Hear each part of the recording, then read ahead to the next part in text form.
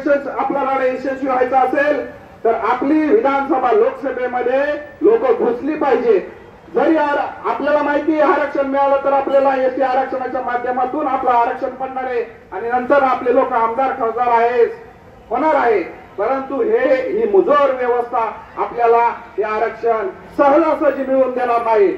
आपण प्रयत्न करत आहोत, आज मीटिंग आहे, अजून आपण 4 मीटिंग घेऊ, परंतु जर या राजकीय व्यवस्थेने जर आपल्याला एसटीचं आरक्षण मिळवून दिलं नाही तर या तमाम महाराष्ट्रातील धनगर समाजाला माझं सांगणं आहे, या मुजोर व्यवस्थेला कधीही या एका गटाची शाहीचं मतदान कधीही करू नका।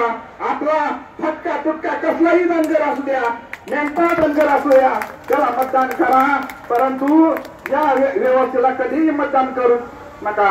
भिके कोकरे साहेबांनी त्यावेळेस सांगितलंय, निवडून नाही आलं तरी चालेल, परंतु पाडायला शिका आणि पाडायला शिका।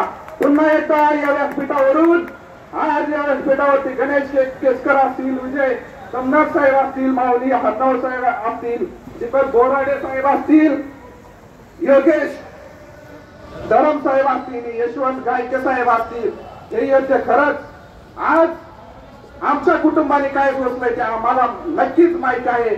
आज हे व्यासपीठावरती जी लोक बसलेले आहेत त्यांना देखील आई बहीण बायको मुलं सर्व आहे।